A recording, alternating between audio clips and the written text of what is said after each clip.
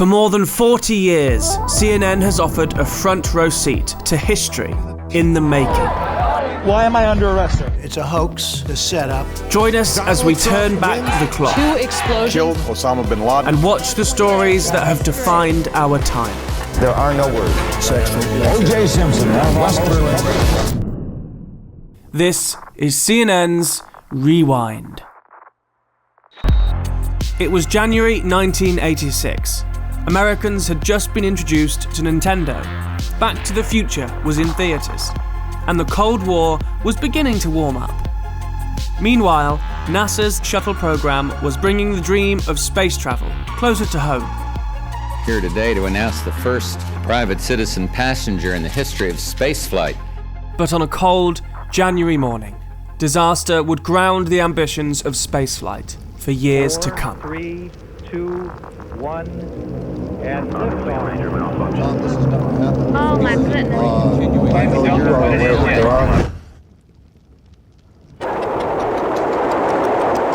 The space race began in earnest after World War II.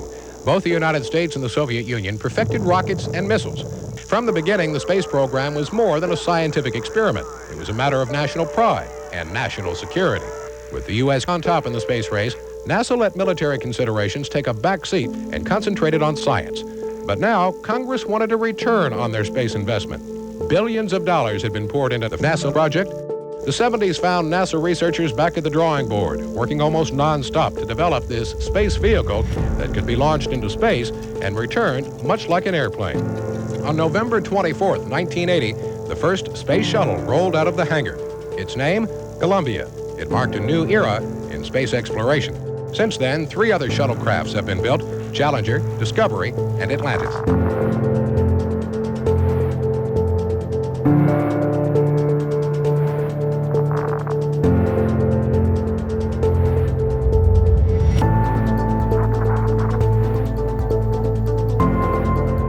Today I'm directing NASA to begin a search in all of our elementary and secondary schools and to choose as the first citizen passenger in the history of our space program, one of America's finest, a teacher.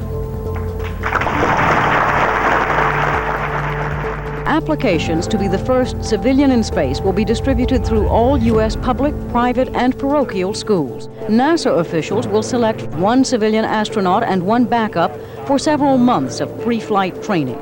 The teacher who will be going into space, Krista McAuliffe. Is that you?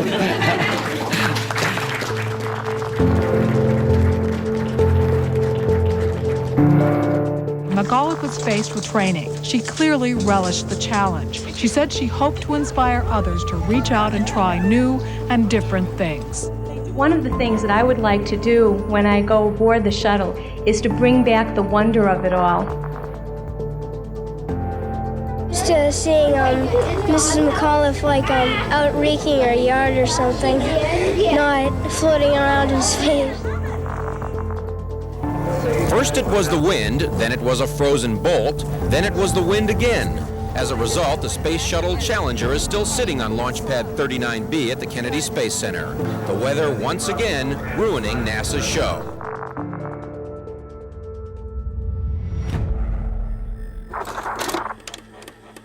What the country's space agency has learned in recent weeks, as well as the rest of us, is that this is a difficult general time of year to try and launch a space shuttle. Patience has been a key element around the NASA operation all this week. We're going to join Tom and Tier now. Once again, just getting down to about 3 minutes, and they think they can do it. They are counting. The ice is cleared away, and Challenger should be going away very soon. Let's go down to the Kennedy Space Center and take a look at Challenger sitting on the pad as they continue the countdown. They started the auxiliary power units about a minute ago, and that is one of the major milestones to continuing the countdown. And counting. Gimbal checks now complete. Okay, let's go for ET-LO2 pressurization. External tank liquid oxygen pressurization is started, and purging of the shuttle main engines is terminated. I hope it takes off this time. Okay, let's go for ET-LO2 pressurization.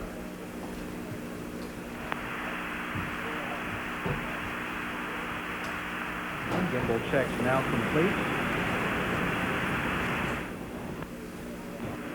During the 6 days in space, the astronauts are going to release a $100 million satellite and another one called Halley-Spartan that will study the comet. But the highlight on this mission is the including in the flight of Krista McAuliffe, a 37-year-old high school social studies teacher from Concord, New Hampshire. She will teach from space on Friday now. If they are able to get off today, they will have live coverage here on CNN of her giving lessons to students on the ground. I hope it goes. T-minus 15 seconds. Please go off. I want it to. T-minus 10, 9, 8, 7, 6. We have main engine start. 4, 3, 2, 1, and liftoff. Liftoff of the 25th Space Shuttle mission, and it has cleared the tower. Now controlling. Roger, roll, Challenger. Good roll program confirmed. Challenger now heading down range.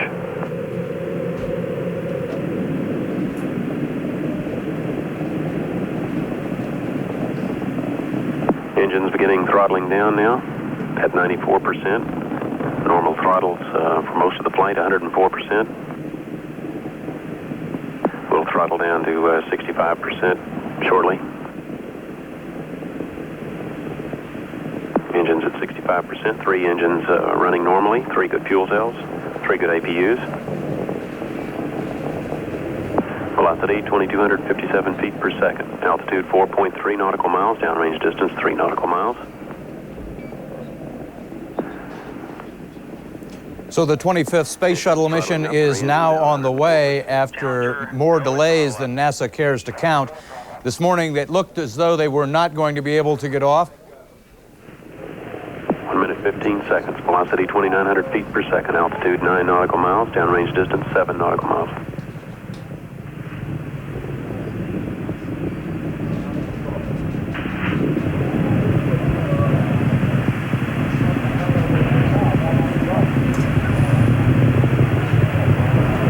Looks like a couple of the solid rocket boosters blew away from the side of the shuttle in an explosion.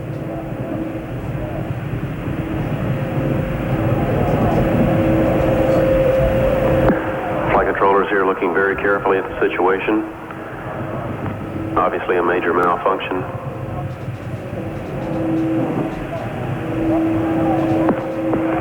We have no downlink.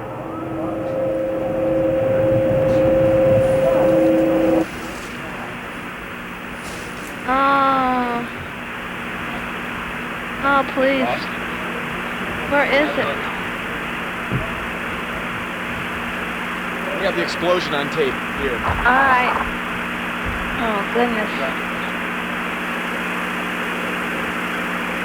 We're awaiting word. They're holding their breath just, I'm sure, as everyone else is. You saw it just a few moments ago, about 45 seconds after liftoff, a huge fireball in the sky. We have a report from the flight dynamics officer that the vehicle has exploded.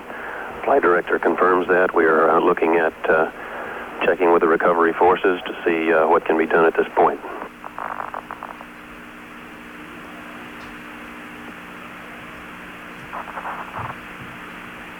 Contingency procedures are in effect.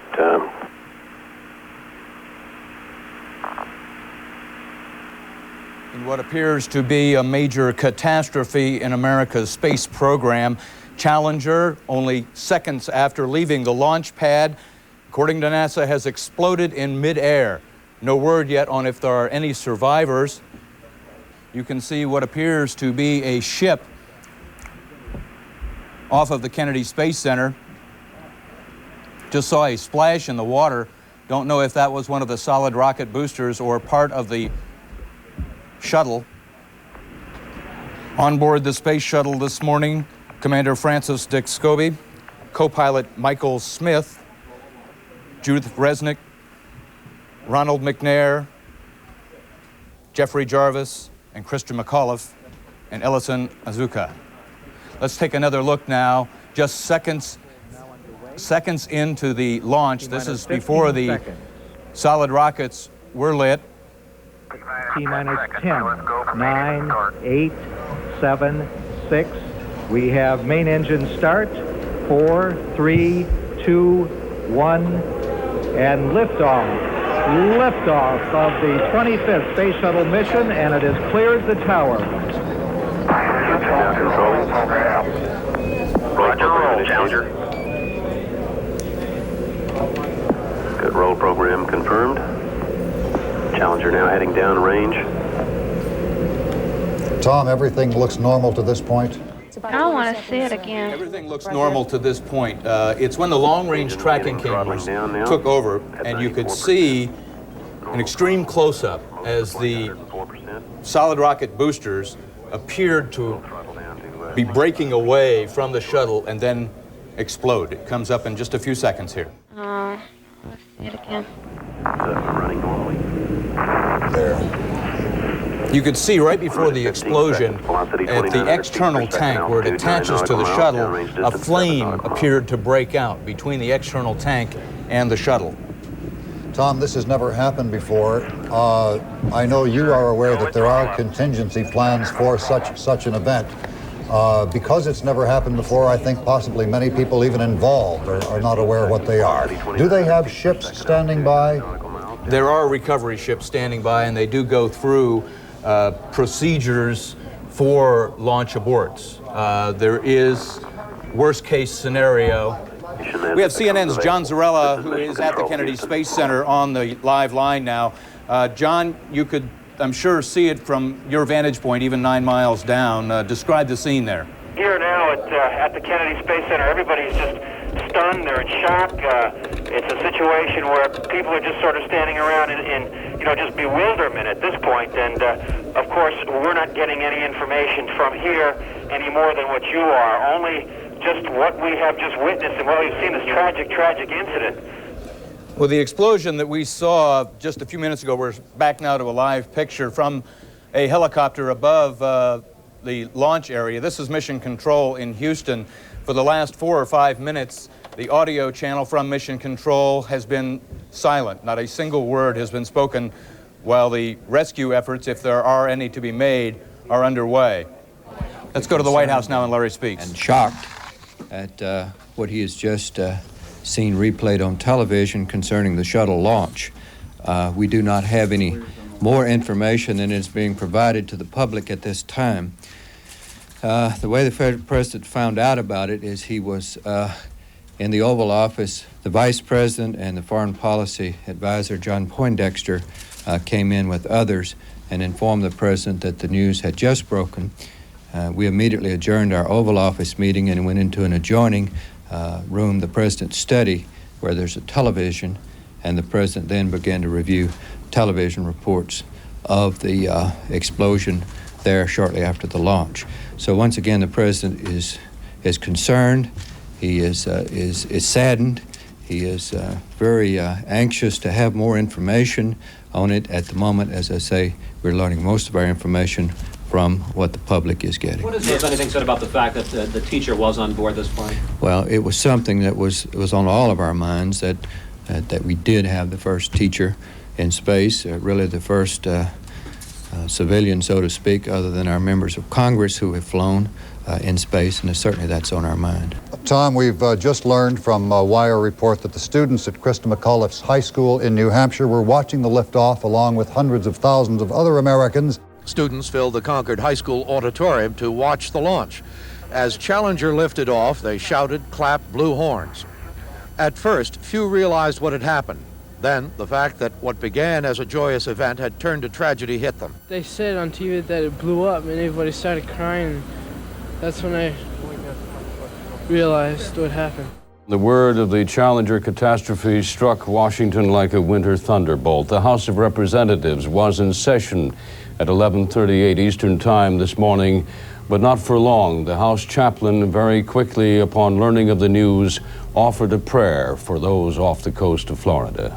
James Ford presented the wishes and the will of the House to a chilled and cold House of Representatives. And at this special moment, let us remember in silent prayer those who were involved in the spacecraft shuttle accident just a few minutes ago off Florida. Let us pray.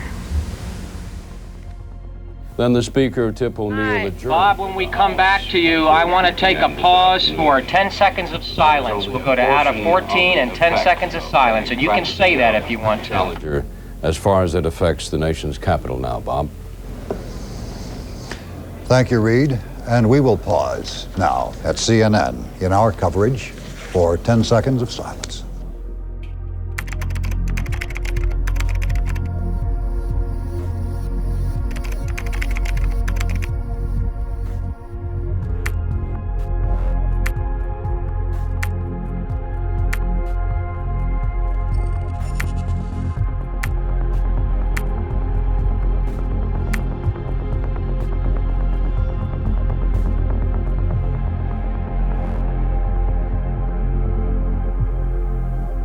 Three minutes before launch time, correspondent Tom Mintier joined us on the set to begin our live coverage of the launch. Tom.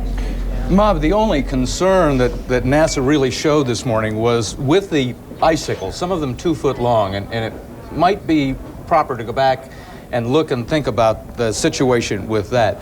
They were very concerned. They called an emergency meeting at the Kennedy Space Center to discuss whether the ice on the pad area could possibly damage the shuttle on liftoff. NASA has never gone through ice in the launch pad area before, and they decided at that meeting that it posed no danger, and they went ahead with the countdown. Associate Administrator Jess Moore previously, when pressured about NASA being so far behind schedule this year already with 2 missions only flown, stated emphatically that we will never compromise safety standards for schedule. Those were his words just a few days ago. Charles, of course, the President has a public duty to perform tonight his State of the Union address at 9 Eastern Time. It seems, does it not, almost inevitable that this is going to cast a long and mournful shadow over even that? Well, the President had hoped to make the kind of speech that was being described here as visionary, laying out his hopes for this country into the next century. I think it is fair to guess, in fact, Mr. Speaks sort of indicated that the President would be compelled to have something to say about this tragedy, and I think we will hear that tonight. Yes, it does indeed cast a pall on this event. Among the Americans who saw the devastation that struck America's space program and 7 people aboard the space shuttle were the husband of 37-year-old New Hampshire school teacher Krista McAuliffe and her 9-year-old daughter. Also at the Cape, or just actually 3.5 miles from the Cape, watching as it happened this morning, were Krista McAuliffe's 2 parents, Edward and Grace Corrigan, were watching from a VIP area some 3.5 miles away. The wire services are reported observing the 2 of them hugging and sobbing as they saw the explosion aboard the shuttle. Ladies and gentlemen, I'd planned to speak to you tonight to report on the State of the Union.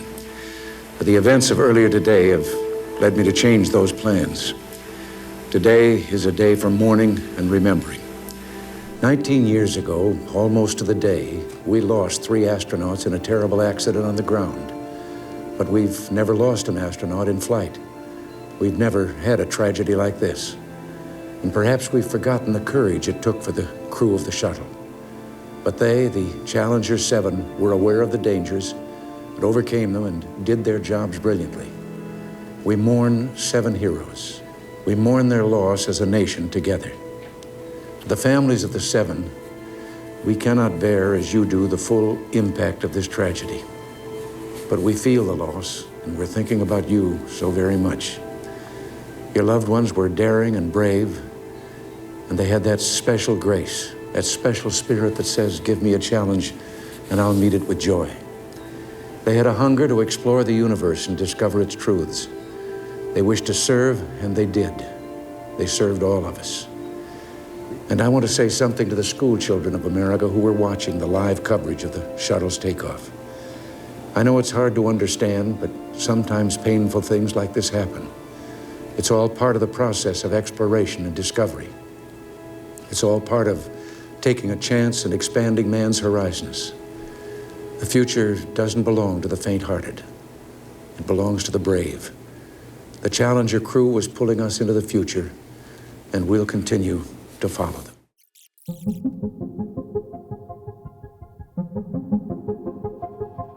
The shuttle's busiest schedule ever will be delayed while investigators figure out what went wrong.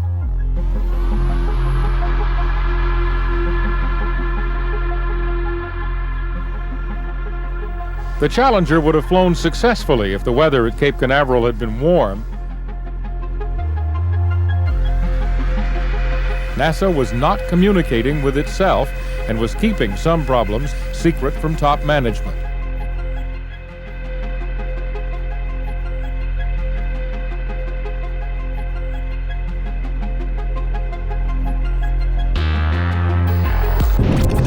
West Berlin. O.J. Simpson.